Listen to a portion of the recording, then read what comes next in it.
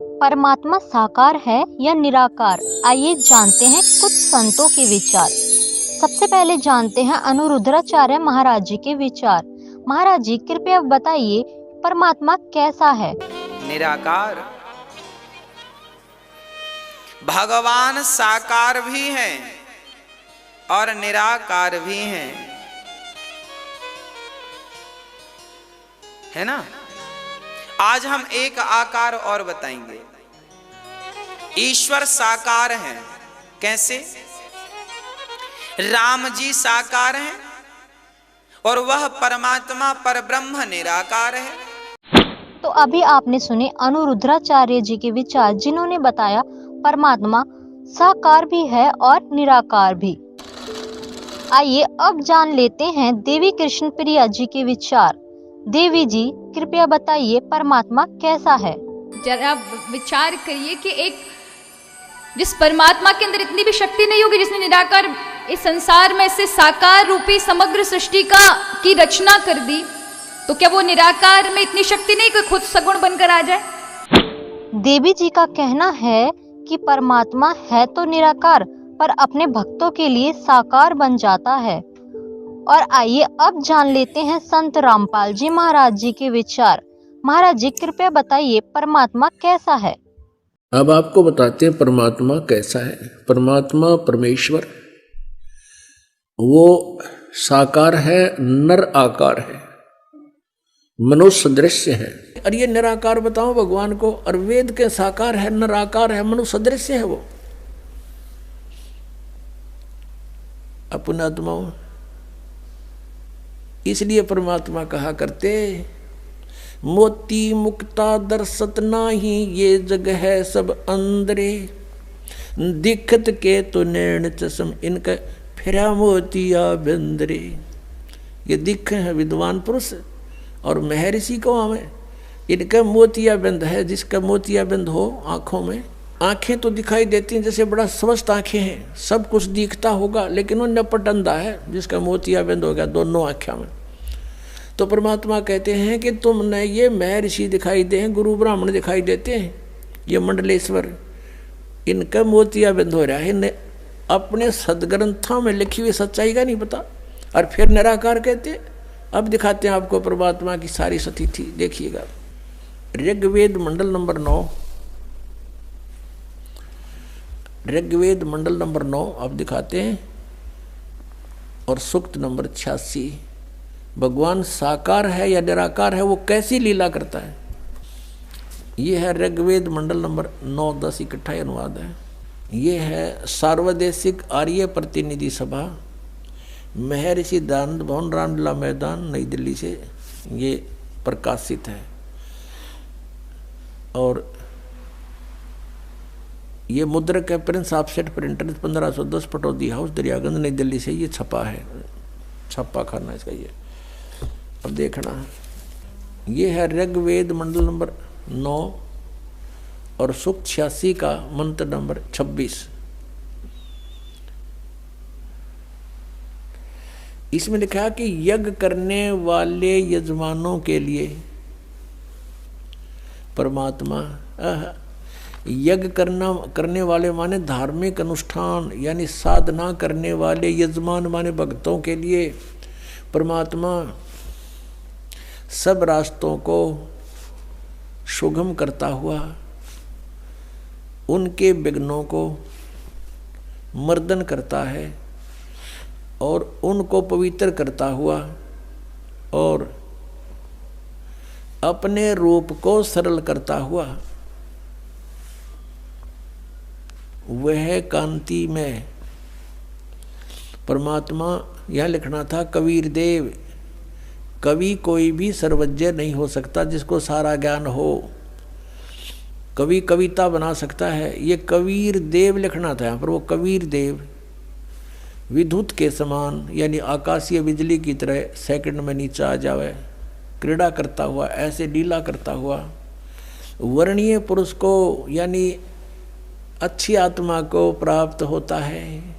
अच्छी आत्मा को आके मिलता है, जैसे आदरणीय धर्मदास जी को मिले, आदरणीय नानक साहिब जी को मिले, आदरणीय मुल्कदास साहिब जी को मिले, आदरणीय दादू साहिब जी को मिले, आदरणीय गरीबदास साहिब जी गांव छुरानी जिला जद्दर हरियाणा वाले को मिले, आदरणीय गीसा दास साहिब जी गांव खेखड़ा यूपी मेरठ वाले को मिले। तो अच्छे पुरुष को आकर प्राप्त होता है। वो कहाँ रहता हो भगवान? 27वें श्लोक में ऋग्वेद मंडल नंबर 9 और सूक्त नंबर 86 का 26 पढ़कर 27 में पा गए।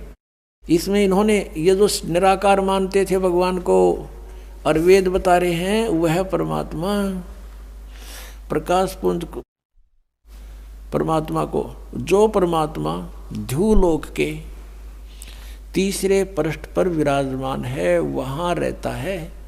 तीसरे एक स्थान पर रहता है ध्युलोक के, यानी उस तेजो में लोक सतलोक के एक स्थान पर, तीसरे स्थान पर विराजमान है, स्थान पर विराजमान है, वहाँ रहता है।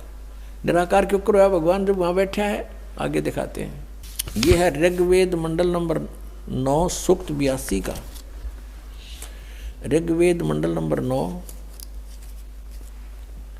और सूक्त 82।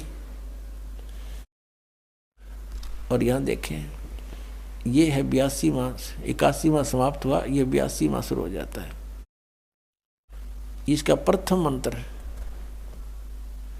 इसमें लिखा है कि जो सर्वोत्पादक प्रभु, सबकी उत्पत्ति करने वाला परमेश्वर प्रकाश रूप है।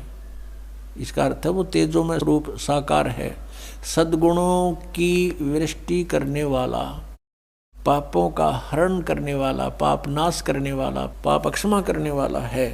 वह राजेव, राजा के समान, राजेव इसका अर्थ है राजा के समान आगे लिखा है।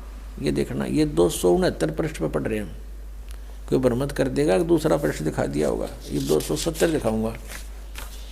ये देखो 270 यहाँ लिखा है। 82 का पहला पढ़ रहे हैं, 82 का 9 के 82 का। राजा के समान दर्शनीय है, वो देखने जोगा है, विजिबल है, वो साकार है, राजा की तरह तो मनुष्य जैसा ही हुआ। और वह पृथ्वी आदि लोक लोकांतरों के चारों ओर शब्दमान हो रहा है। वह वर्णीय पुरुष को, वर्णीय माने अच्छी आत्मा को, श्रेष्ठ पुरुष को, जो दृढ़ भक्त है, जो दृढ़ भक्त है उसको पवित्र करता हुआ प्राप्त होता है। जैसे आदरणीय धर्मदास साहिब जी को जो दृढ़ भक्त थे उसके बाद डगमग नहीं हुए। आदरणीय मुल्कदास साहिब जी को, आदरणीय दादू दास साहिब जी को, आदरणीय गरीबदास साहिब जी गांव छुड़ानी जिला जद्दर हरियाणा वाले को, और आदरणीय गीसा दास साहिब जी को गांव खेखड़ा मेरठ यूपी वाले को। ये दृढ़ भक्त आज तक डगमग नहीं हुए, दुनिया को हिला के रख दिया इन्होंने। इनको भगवान में ले आकर के को पवित्र करता हुआ प्राप्त होता है वर्णीय पुरुष अच्छी आत्मा को। जिस प्रकार विद्युत माने आकाशीय बिजली स्नेह वाले स्थानों को आधार बनाकर प्राप्त होता है। देखो कितना स्पष्ट किया इन्होंने। ऋग्वेद मंडल नंबर 9 और सूक्त नंबर 81 में कति कंसेप्ट क्लियर कर दिया कि वो परमात्मा राजा की तरह देखने जोगा है। राजा का अर्थ है कि वो शक्तिशाली होता है, मनुष्य सदृश ही है, राजा के समान है और साकार है, देखने जोगा है। और वो अच्छी आत्मा को वहाँ से चलकर आकर मिलता है ये। और जो दृढ़ भक्त होते हैं उनको मिलता है, अन्य को नहीं। जैसे आकाश की बिजली, आकाशीय बिजली गिरती है, वो किसी वस्तु पर गिरती है जहाँ उसका विशेष अट्रैक्शन बनता है।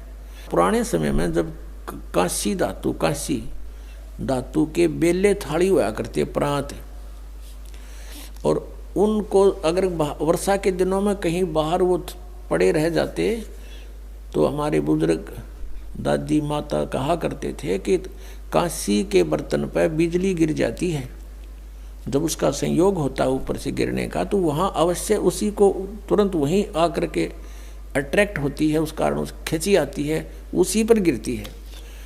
उसको उठवाकर अंदर रखवा दिया करते थे।